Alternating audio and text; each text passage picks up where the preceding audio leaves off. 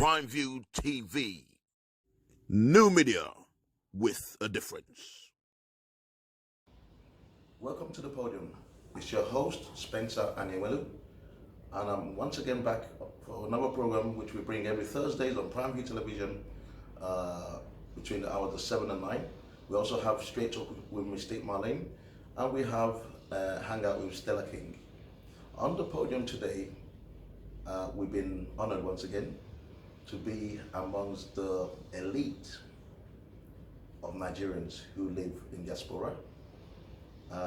We have a wonderful interview today, and I'm going to take you over to the interview. We have a mayor of the Borough of Enfield.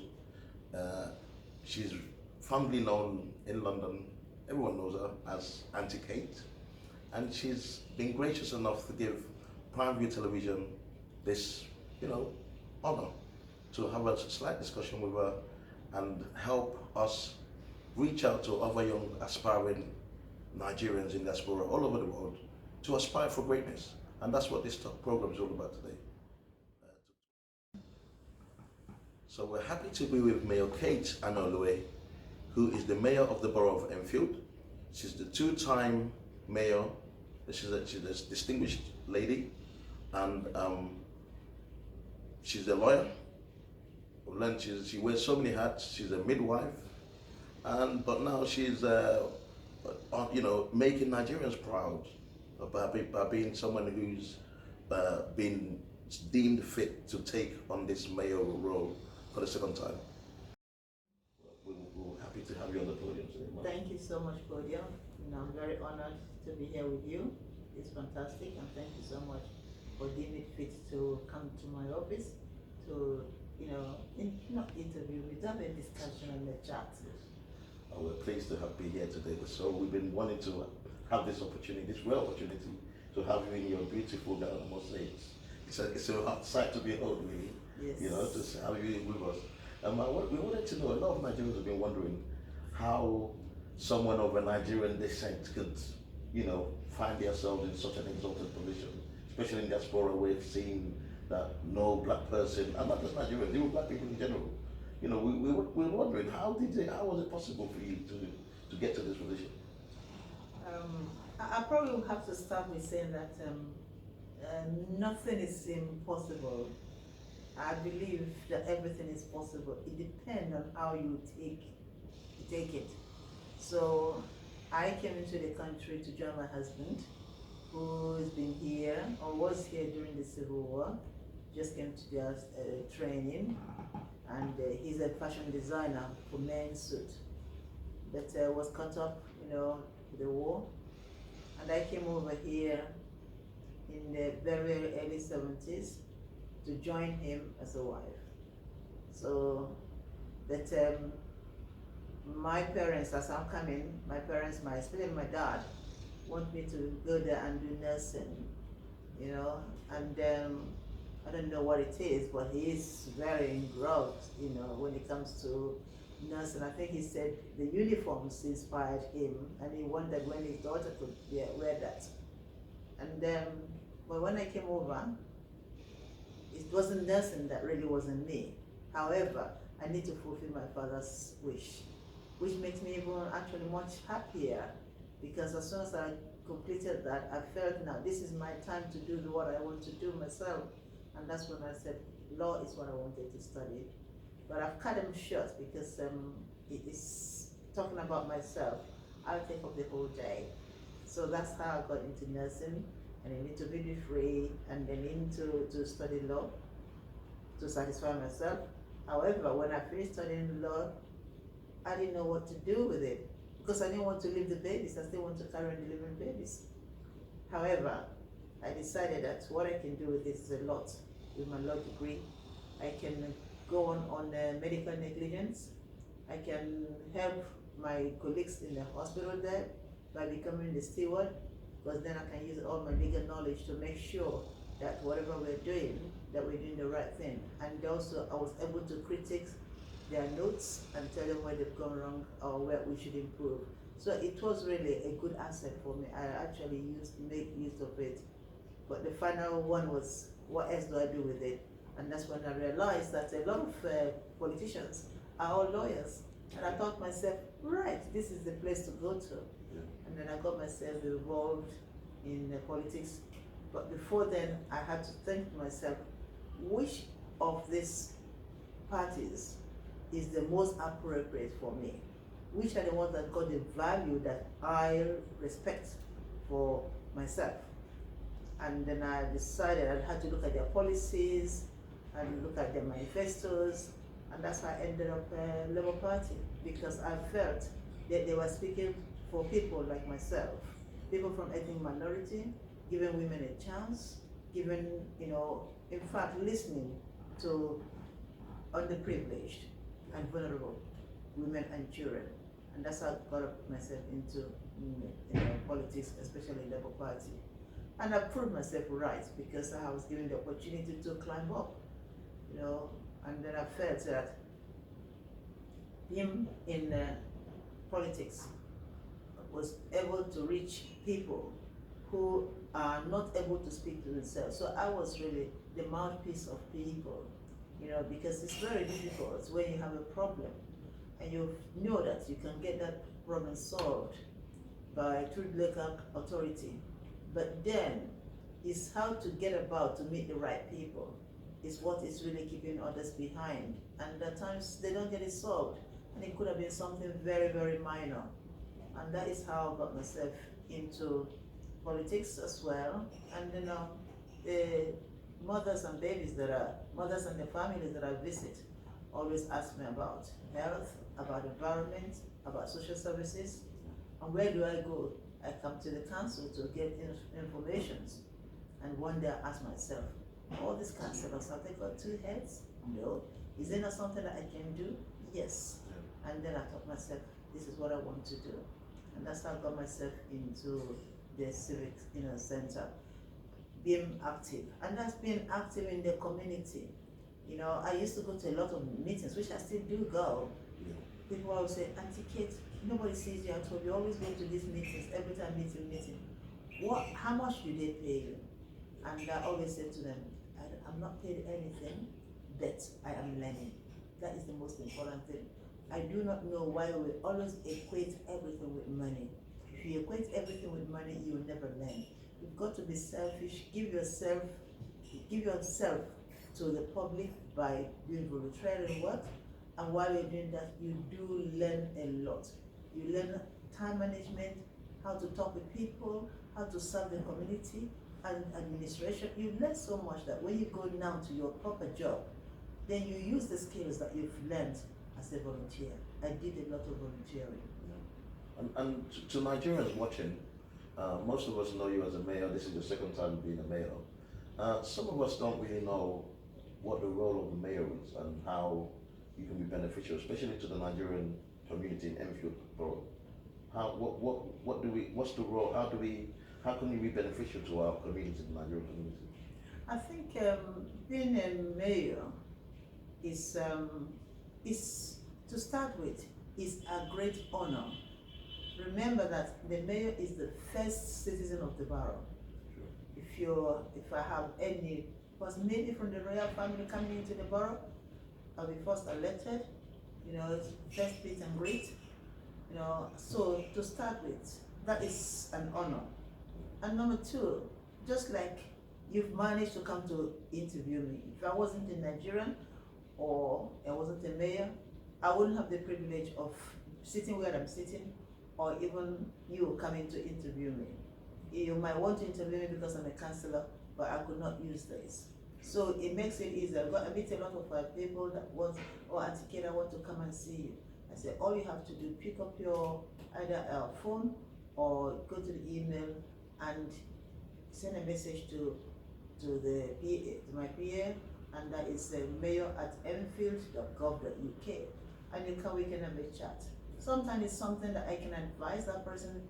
It's majority of them is how did you get there, and we encourage them about coming out. Yes, every time we do say we want to go home. Yes, we do want to go home. However,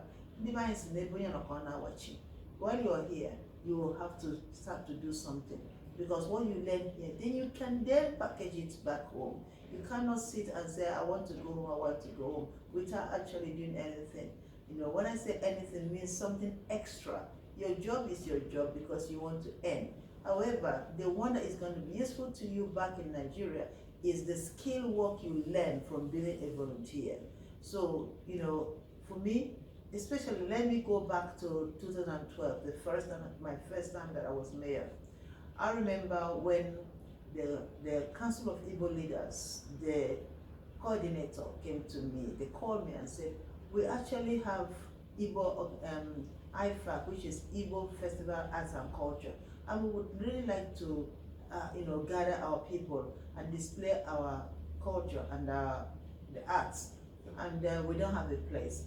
I said, well, number one is anywhere that you're looking for, you don't get it free. He said, no, we know, but we have approached people that didn't even want to love to host it, you know, not even to talk about the money. And I said, okay, don't worry, I'll see what I can do. And I managed to get, you know, then through my position, I managed to speak directly to the right person, and then was able to get the pack for CIL for 10 years in a row on a set date. So that's why it's always done second Saturday of every year in July. Then we had the first year, the second year, the third year in Enfield. So really, for me, it's a great achievement, you know, to do that. You know, means I was in the position to know the right person to speak to, you know.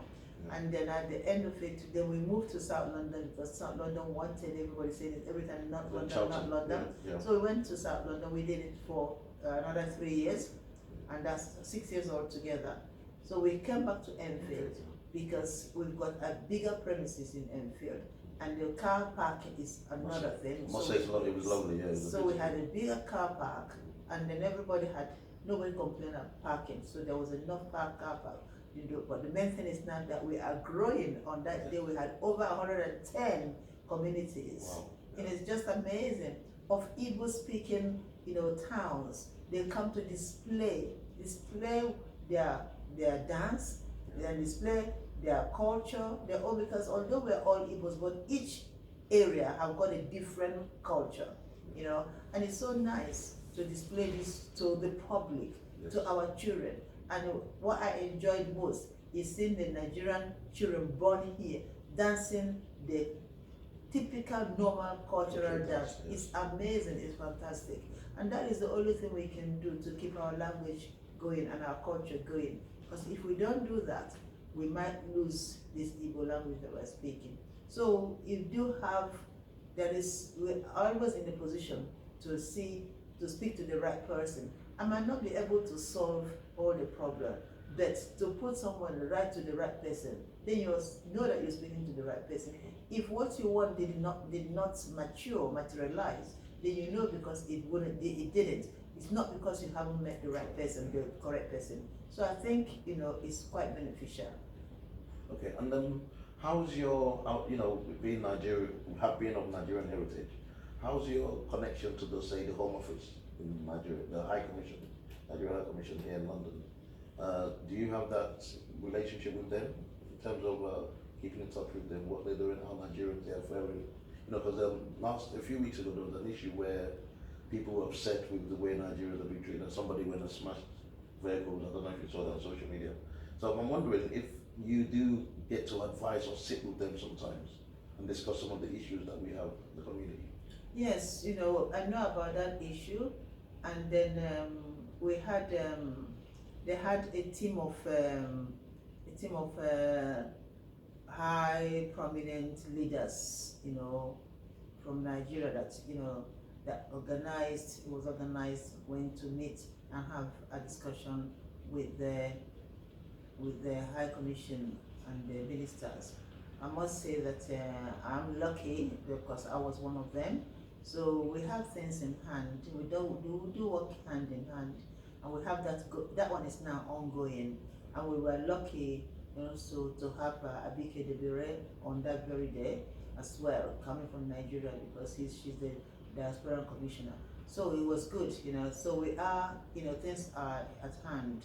You know, we're looking into it, and we have written a lot of you know, recommendations which we're going to have a look, and also whichever one that the High Commission here can solve, he will solve and implement The ones that he cannot do, then that goes back to Nigeria, because you must remember that somebody is giving him that employment and sent him there. He cannot change everything, and that is most important thing is that we were well received, and everybody felt that was a good thing to do.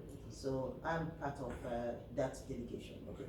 And then before we move on, we're going to come back to the UK in a minute, but stay in Nigeria for a minute. In terms of the Igbo culture we talked about, I noticed there were two Igbo festivals, the IFAC and the Ohaneze one.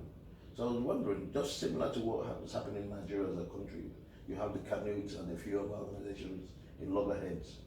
Why can't we have, like, for an Igbo group, one day for Igbo people to come out, than this kind of seeming, like there's a conflict of interest between the same people? So why is Ohaneze having theirs and IFAC? So that a lot of Nigerians don't understand that. Yes, it is actually very unfortunate that that happened.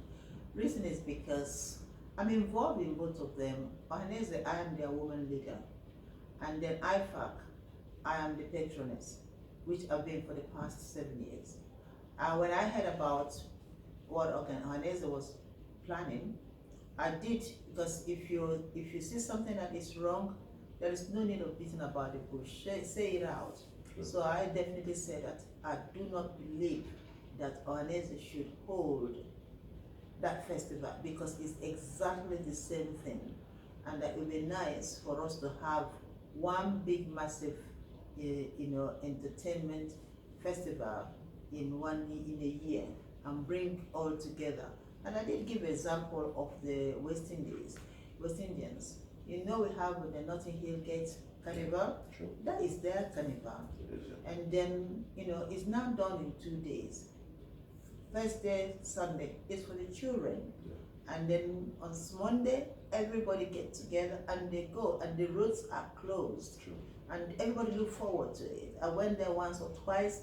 I'm not going again because it can hardly move, especially when you're going home. Yes. But that is something, because everybody look forward to it. So really, I believe that that was a mistake, and it will not happen again.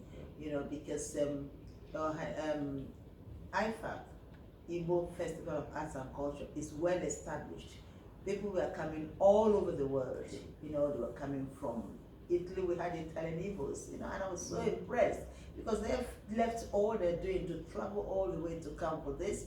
We have people from Nottingham, Coventry, it's just amazing. It's just amazing. Ireland, so people are coming from all over. People are looking forward to that. And it's very well established, and that, as far as I know, this is the one that everybody should really key into, so we can make it one massive event every year.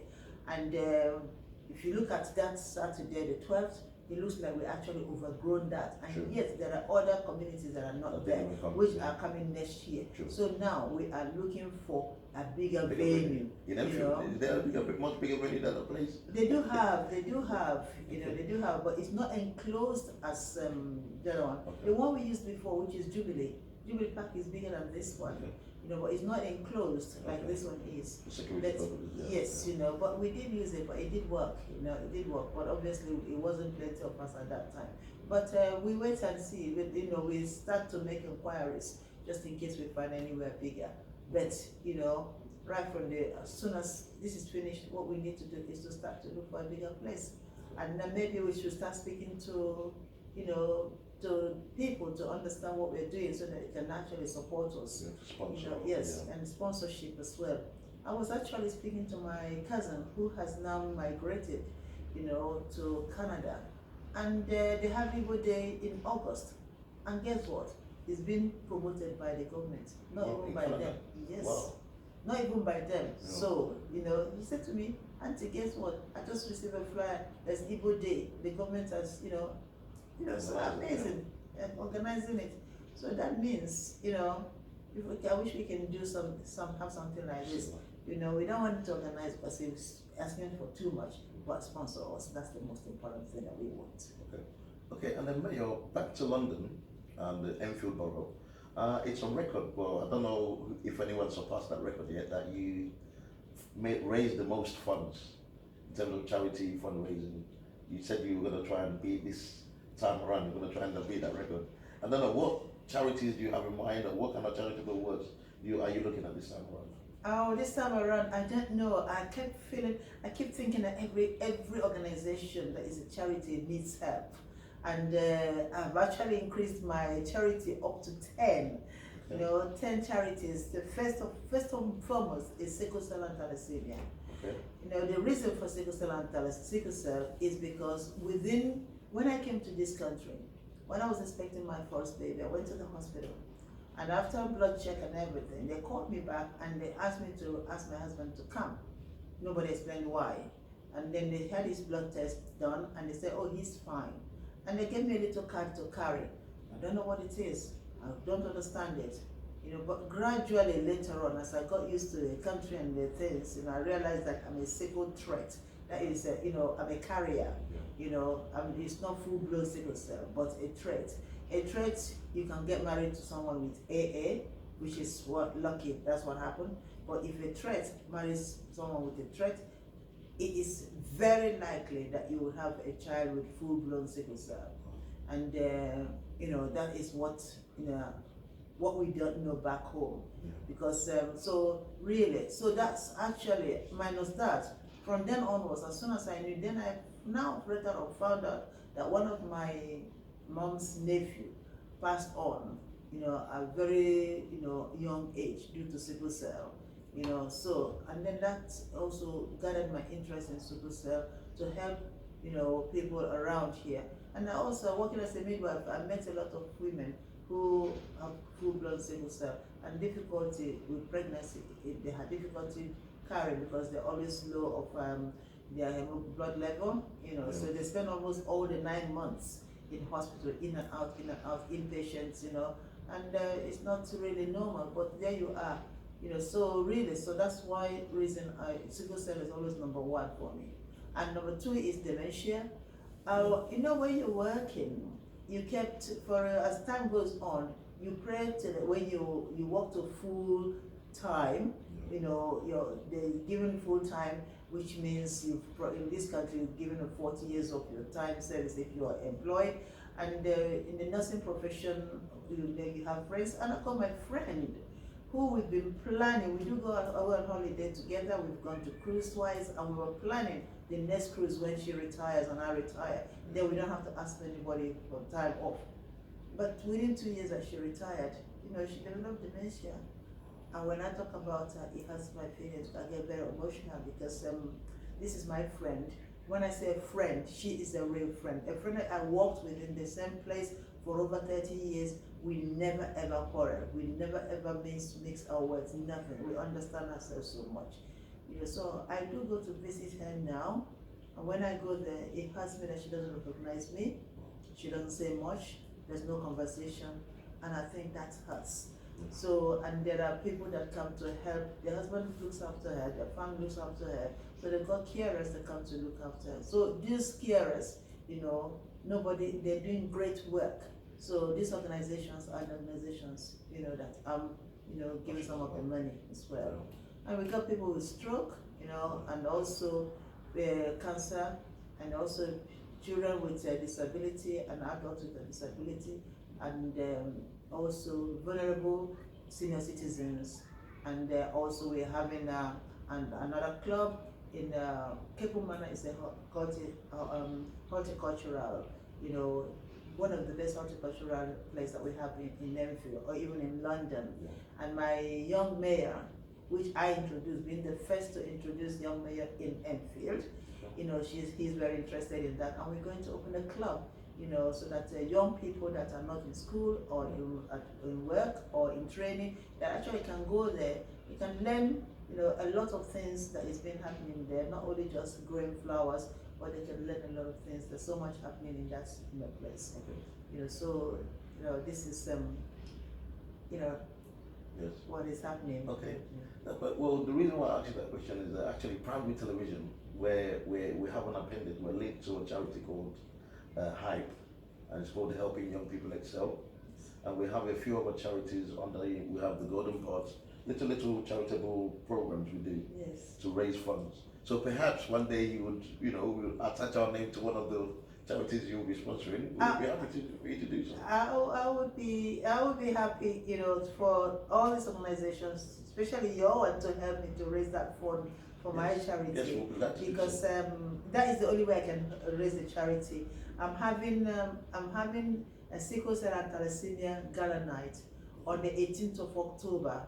Okay. I'm having that, and that is in Selby Center, which is in Tottenham there, Okay. and on the 18th. So, and I would like people to come, just buy your ticket and come and have fun. All the money raised, and this is what I did, in the first time, just to work hard and raise fund. When I finish raising the fund, I share it among those charities that I mentioned, because that is the only way. That's not, the government are not helping them. There is a lot of funding cuts. Yes. So some of them are winding up, and they're doing great job. True. They're doing great job, and yet they are winding up. So really, that's why I kind of picked up. I should have picked up one or two, but others they need, even if it's a little bit that's given to them, they can use it to have probably away day. True. Away day Go for to the either. seaside somewhere. Yes, exactly. It adds a lot. It adds a lot to True. people's life, because it's not just food. Sometimes people don't realize that social activities can give you extra in your life. Yeah. It's right, Yes.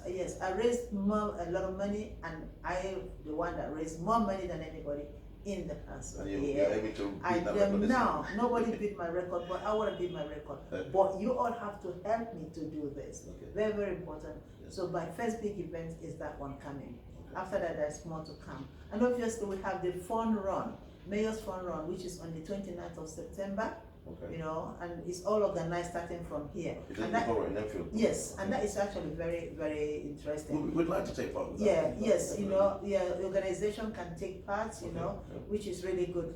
Last time I had quite a few Nigerian organizations that sponsored, Yeah. you can do your t-shirts and wear your logo, Yeah. but really. Raise funds, raise money for it. That's right, and you can also raise money where you're working and so forth, and you're raising it towards my, the fun run, Mayor's Fun Run. That one is actually very interesting because a lot of people, you don't have to be a marathon, runner. You just come and have fun. It's on a Sunday and it's wonderful. Okay. And back to one more issue I wanted to. You talked about young people. In London, we've seen what's happening. Especially the other day, you said Honourable Abike Daburi came. We were privileged. We were invited to an event where she met up with some Nigerian families who unfortunately lost their young children to knife crime in London. And I looked into the records, and the Borough of Enfield is not doing badly in terms of the borough doesn't have a high number of young people being stabbed. But I still noticed that there are other crimes like burglary and which are attributed to young people. So I'm wondering, now you're the mayor, do you have any initiatives in place to, like you mentioned, having something like a youth centre, but are there other areas where you're going to look at in terms of curbing, ensuring that this menace of gangs and knife crime doesn't enter the borough? I think this is a good question, and I did think I touched a little bit about the young mayor. Now, coming back as the mayor the second time, which is the first, to curtail it a little bit, the first African Nigerian, or that is mayor second time, in one borough. What I thought myself is, what is it different? What is the different thing I can do at this second time round that can make a difference? Yeah. And then I went round. It's funny enough, when you think about something you want, you don't even wait until it comes before you start to make arrangement. So your mind is telling you what you want to do, but it's not there yet. The route to go there is not yet there yet, but you are preparing. Yes. When I did look into the young mayor, I wasn't even. It's when I had my break out of the council between 2014 and 2018. I wasn't in the council. But then I traveled to different councils, finding out what they are doing for the young people. And then my friend, who's a councillor in Barking and Dagenham, said to me, "We've got the young mayor, why don't you come and see, how he's done?" I said, "I'll come." I went, and then she explained to me, and then she actually got the officer who's in charge of the young mayors to explain to me what they do. So I said to her, "This is interesting, I like that." And then this is what pushed me to go back and put my name down to become a councillor again. You know, and immediately at that, I put my name for, just for a game, I put my name for, you know, the mayor. Now, out of 46, I didn't know, out of 46, 30 voted for me. You know, and that's just amazing. So it now giving me the opportunity to now accomplish what I have been working towards, you know. And then I spoke to I had a meeting with my CEO of Enfield, you know, the law and governance officer, and the leader of council. Had them, three of them, we had a meeting, and I said to them, now that I've got the position of the deputy mayor that was last year, that this is what project I would like. I wonder if I can get support, if they think it's something good. Wow, they said, this is absolutely fantastic, that we do. And I felt so good. And then I remember the councillor in Bakken said to me, the only way you can do it, have you got youth parliament? I said, yes, we've got youth parliament. He said, well, you already halfway. So what we did was to sell this to the youth parliament. They are within themselves, 7 of them come out, they want to be the young mayor. So obviously they had the hosting. And the ones, you know, the 2 highest votes became the young mayor, and the other one the deputy young mayor. So the Borough of Enfield has a young mayor? Yes. How old is this young, how old is he or she? 15 and 17. Wow, that's wonderful. Yes, you know, we have, and I'm so... Races. What do you think, what would you say Brexit's potential for us? What are the fears that we hear? Are we worried? Should we still be worried about it or not? I think everybody's worried, including me. You know, everybody's worried. When I say including me, it doesn't mean that I'm going to be sent back or anything because I'm a British citizen. But the main thing is that it's not just the people living as, you know, as Europeans. It's also going to affect every single person. Today, I was listening to the radio. I like Radio 4. I was listening to Radio 4, and Radio 4 was talking about Tesco, who is the largest brand, you know, here, have increased prices of over 11,000 of their goods. Increase the prices. You know, when you look at it, that means it's going to affect us. You don't even have to be somebody from Europe. You know, it will affect you, because if you do use £10 to go and do shopping before, then this time has to be £20. So it's really affecting, no matter anybody say, you know, it's going to affect us. And the funny thing is that we still don't know where we're going. We still don't know what's going to happen. Everybody is saying, is giving, in the way you listen to the news, you know, please, we don't want to live without, you know, something in hand. So really, you know, it's difficult. The only thing I can say is people that are from Europe, they've been telling them to go and register, put the name down, and make sure that they get the correct paper up to a certain date. So that was what I would encourage them to go and do. So that, you know, people are worried. We are all worried, but we are worried more of jobs and the price of things in the shop. And then finally, in closing, being a woman, that's like an icon in London and the borough. What would be your advice to women, especially, and Nigerians, especially the young ones who are born here in London, born in the borough, that would ordinarily feel that being a mayor is something they can never achieve? What would your advice be to them? Absolutely nothing is impossible. What I can say to them, because if I start to talk about my story, it's going to take a very long time. I call myself a single mother because I lost my husband when the youngest one was only 18 months old. So I had 18 months old to bring up, 5-year-old, 9-year-old, and 12-year-old. So really, you know, I could have easily said, I can't cope. You know, I stop whatever I'm doing, stay at home and look after the children. But no, I said to myself, I've been very lucky to have a profession. I'm a midwife. There is something I must be able to do without getting myself into saying, now I can sit back at home and go on benefit. I tell you, I'm sorry, it's not being proud, but I've never been on benefit. I had 4 children, I had a profession, and not only that, my profession was what I got when my husband was there. When I did my law degree, I did it when the children was just myself and the children. The youngest one was 8 years old when I went to do my study, and I studied part-time. So I was doing part-time law degree, was working full-time, was looking after the 4 children, and In between, I was running a nursing agency. How I did it, I don't know. But it's because I believe in myself. I am a very determined person. If you determine, you'll be able to do that. And also, don't think that everything that you do, that money, it has to be with money. It doesn't have to do with money. I did a lot of voluntary work in my community here in Enfield. And that is why in 2007, I was conferred with freedom of the borough. So I have got that. And there's only few of us that have got that. That means even when I get back to Nigeria, if anything happens to my pastor and my message comes here, my name is there, so really, there is so much we can achieve without thinking that you cannot do it. Every single person can do it. And if you're still concerned and wonder, how did she do it?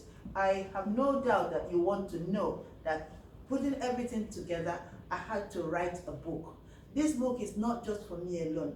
It's for you to read, to encourage you of how I worked hard and how I've succeeded. I'm proud and happy to say that although single woman, whether you are single through bereavement, through widowhood, or through the same because you decided to have the children yourself and be yourself, or because you're separated or divorced, being single and bringing children up is still single. You're still doing all the work alone. So really, if I can do it, you can do it. There's nothing is impossible. So try and go. My book is in Amazon. Please go there and purchase one and just read, even if it's 3 pages every day. It will encourage you, it will help you, and it will tell you that if you have friends who don't want to move on, let go of those friends. They are not friends. And if you have friends who are just for competition, let go, because there's no competition. You come except if it's a claim. There is a certain competition that is clean, and not ones that is just a competition of enviousness and the jealousy. Let go of those people. They are not your friends. So the friends that you have are the ones that will say to you, Jisike, God will help you. We pray for you. And also you yourself also value what other people do. Because when you value what they do, God will bless your heart, God will open your heart, and good things will come to you. That is most the message I can give to you. And our young people, remember that you used to be young yourself. Let us give them the opportunity. Let us not incriminate all the time, say something, they are no good. They are good. Let us pray for them to be in a good environment, with good friends. Friends that are not the ones that will lead them to do things they don't want to do. So with that, I can say to you, anybody can achieve anything. So please, go to Amazon, get Anolue, the autobiography. And also, if you can, I'm launching this book in this very council here on the 26th of July. That is this week, Friday, at 7 p.m. Okay. Honorable Mayor Kate Anolue, it's been splendid and honorable, a lovely time with you there. Thank you. We appreciate it so much. Primary television will probably have the honor at some stage, so if you don't mind, Matt, to come to our studios. We have a brand new studio now in Beckenham Junction. So at some stage we'd like to invite you over to, for you to have a relaxed evening with us, if you don't mind. Thank you very much for being on Primary of the Podium today. And we've been speaking to the Mayor of the Borough of Enfield in London. Her name is Mayor Kate Anolue. She's of Nigerian heritage, and she's the pride of Nigeria, and Igbo land especially. So keep watching Primary TV, keep watching The Podium. We're on every Thursdays between the hours of 7 and 9. Follow us on YouTube, on Facebook, Instagram, and just get in touch with us. Send your comments in, and we'll get back to you. Thank you very much for watching The Podium. It's your host, Spencer Anolue. Thank you. Yeah. Done? Prime View TV. New media with a difference.